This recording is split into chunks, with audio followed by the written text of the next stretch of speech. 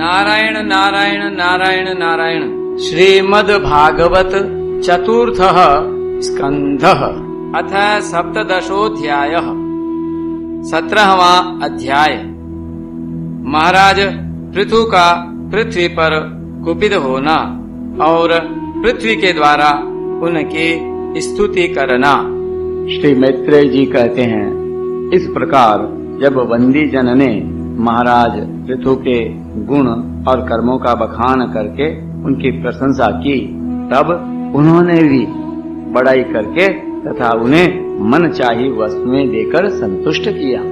उन्होंने ब्राह्मण आदि चारों वर्णों, सेवकों, मंत्रियों, पुरोहितों, पुरवासियों, देशवासियों, भिन्न भिन्न व्यवसायियों तथा अन्य अन्य आज्ञा अनुवर्तियों का भी सत्कार किया। विदुर जी ने पूछा, ब्राह्मण, पृथ्वी तो अनेक रूप धारण कर सकती है, उसने गौ का रूप ही क्यों धारण किया? और जब महाराज पृथु ने उसे दूहा तब बछड़ा कौन बना और दूहने का पात्र क्या हुआ?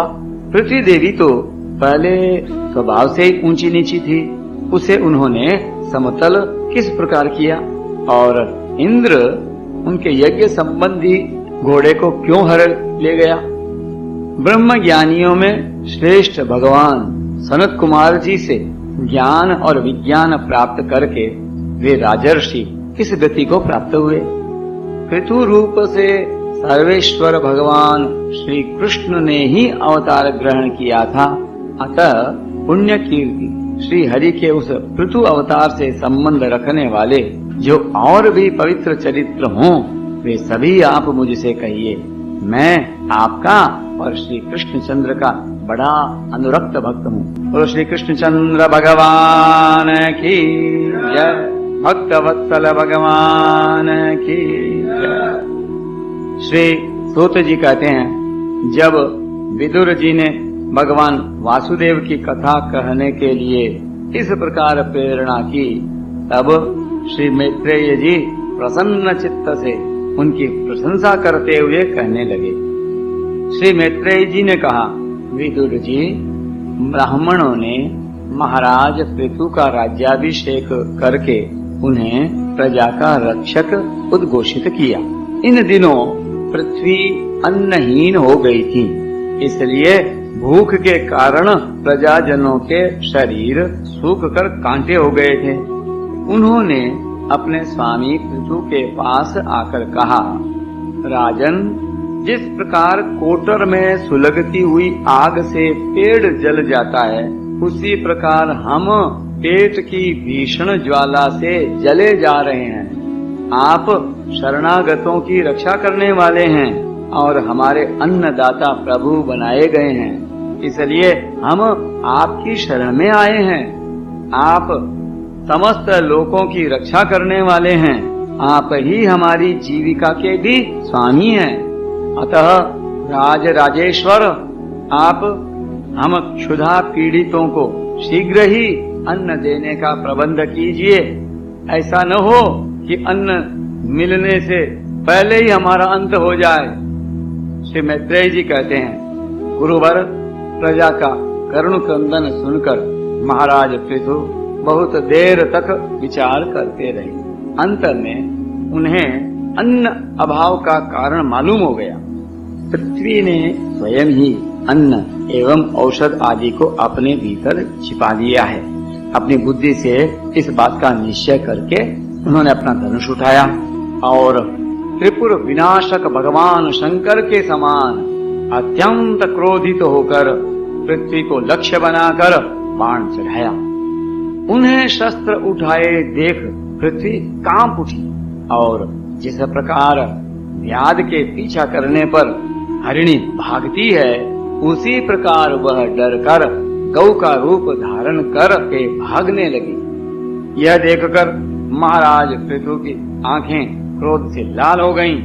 जहां तहां पृथ्वी गई, वहां वहां धनुष पर बाण चढ़ाए उसके पीछे लगे रहे। दिशा विदिशा, स्वर्ग, पृथ्वी और अंतरिक्ष में जहां जहां भी वह दौड़ कर जाती, वहीं उसे महाराज पृथु हथियार उठाए अपने पीछे दिखाई देते।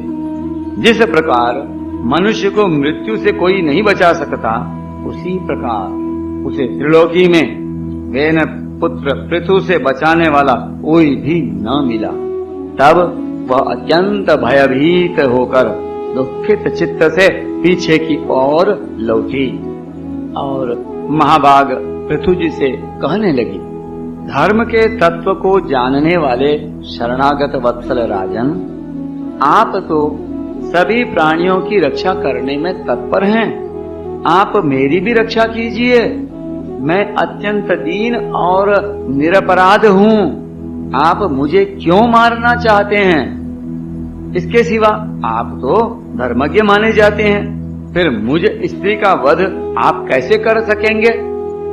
स्त्रियां कोई अपराध करें तो साधारण जीव भी उन पर हाथ नहीं उठाते, फिर आप जैसे करुणामय और दीन वत्सल तो ऐसा कर ही कैसे सकते हैं? मैं तो एक सुदृढ़ नौका के समान हूँ। सारा जगत मेरे ही आधार पर स्थित है। मुझे तोड़कर आप अपने को और अपनी प्रजा को जल के ऊपर कैसे रखेंगे? महाराज पृथु ने कहा, पृथ्वी, तू मेरी आज्ञा का उल्लंघन करने वाली है। तू यज्ञ में देवता रूप से भाग तो लेती है, किंतु उसके बदले में हमें अन्न नहीं देती, इसलिए आज मैं तुझे मार डालूंगा। तू जो प्रतिदिन हरी हरी घास खा जाती है और अपने थन का दूध नहीं देती, ऐसी दुष्टता करने पर तुझे दंड देना अनुचित नहीं कहा जा सकता। तू ना समझ है, तूने पूर्व काल में ब्रह्मा जी के उत्पन्न किए हुए अन्न आदि के बीजों को अपने में लीन कर लिया है और अब मेरी भी परवाह न करके उन्हें अपने गर्भ से निकालती नहीं। अब मैं अपने बाणों से तुझे छिन्न भिन्न कर तेरे मेदे से इन क्षुधातुर और दीन प्रजाजनों का करुण क्रंदन शांत करूंगा। जो दुष्ट अपना ही पोषण करने वाला तथा अन्य प्राणियों के प्रति निर्दय हो, वह पुरुष, स्त्री अथवा नपुंसक कोई भी हो, उसका मारना राजा के लिए न मारने के ही समान है। तो बड़ी गर्वीली और मदोन्मत्ता है। इस समय माया से ही यह गौ का रूप बनाए हुए है। मैं बाणों से तेरे टुकड़े टुकड़े करके अपने योग बल से प्रजा को धारण करूंगा। इस समय महाराज पृथु काल की भांति क्रोधमयी मूर्ति धारण किए हुए थे। उनके ये शब्द सुनकर धरती कांपने लगी और उसने अत्यंत विनीत भाव से हाथ जोड़कर कहा, पृथ्वी ने कहा, आप साक्षात परम पुरुष हैं तथा अपनी माया से अनेक प्रकार के शरीर धारण कर गुणमय जान पड़ते हैं। वास्तव में आत्मानुभव के द्वारा आप अधिभूत, अध्यात्म और अधिदैव संबंधी अभिमान और उससे उत्पन्न हुए राग द्वेष आदि से सर्वथा रहित हैं। मैं आपको बार बार नमस्कार करती हूँ। आप संपूर्ण जगत के विधाता हैं। आपने ही यह त्रिगुणात्मक सृष्टि रची है और मुझे समस्त जीवों का आश्रय बनाया है। आप सर्वथा स्वतंत्र हैं। प्रभु, जब आप ही अस्त्र शस्त्र लेकर मुझे मारने को तैयार हो गए, तब मैं और किसकी शरण में जाऊं? कल्प के आरंभ में आपने अपने आश्रित रहने वाली अनिर्वचनीय माया से ही इस चराचर जगत की रचना की थी और उस माया के द्वारा आप इसका पालन करने के लिए तैयार हुए हैं। आप धर्म परायण हैं, फिर भी मुझ गो रूप धारिणी को किस प्रकार मारना चाहते हैं? आप एक होकर भी मायावश अनेक रूप जान पड़ते हैं तथा आपने स्वयं ब्रह्मा को रचकर उनसे विश्व की रचना कराई। आप साक्षात सर्वेश्वर हैं। आपकी लीलाओं को अजितेंद्रिय लोग कैसे जान सकते हैं? उनकी बुद्धि तो आपकी दुर्जय माया से विक्षिप्त हो रही है। आप ही पंचभूत, इंद्रिय, उनके अधिष्ठात्री देवता, बुद्धि और अहंकार रूप अपनी शक्तियों के द्वारा क्रमशः जगत की उत्पत्ति, स्थिति और संहार करते हैं। भिन्न भिन्न कार्यों के लिए समय समय पर आपकी शक्तियों का आविर्भाव, तिरोभाव हुआ करता है। आप साक्षात परम पुरुष और जगत विधाता हैं। आपको मेरा नमस्कार है। अजन्मा प्रभो, आप ही अपने रचे हुए भूत, इंद्रिय और अंतःकरण रूप जगत की स्थिति के लिए आदि वराह रूप होकर मुझे रसातल से जल के बाहर लाए थे। तो इस प्रकार एक बार तो मेरा उद्धार करके आपने धराधर नाम पाया था। आज वही आप वीर मूर्ति से जल के ऊपर नौका के समान स्थित मेरे ही आश्रय रहने वाली प्रजा की रक्षा करने के अभिप्राय से पहने पहने बाण चढ़ाकर दूध न देने के अपराध में मुझे मारना चाहते हैं। इस त्रिगुणात्मक सृष्टि की रचना करने वाली आपकी माया से मेरे जैसे साधारण जीवों के चित्त मोहग्रस्त हो रहे हैं। मुझ जैसे लोग तो आपके भक्तों की लीलाओं का भी आशय नहीं समझ सकते, फिर आपकी किसी क्रिया का उद्देश्य न समझें तो इसमें आश्चर्य ही क्या है। अतः जो इंद्रिय संयम आदि के द्वारा वीरोचित यज्ञ का विस्तार करते हैं, ऐसे आपके भक्तों को भी नमस्कार है। बोलो भक्त और भगवान की जय। नारायण नारायण नारायण नारायण।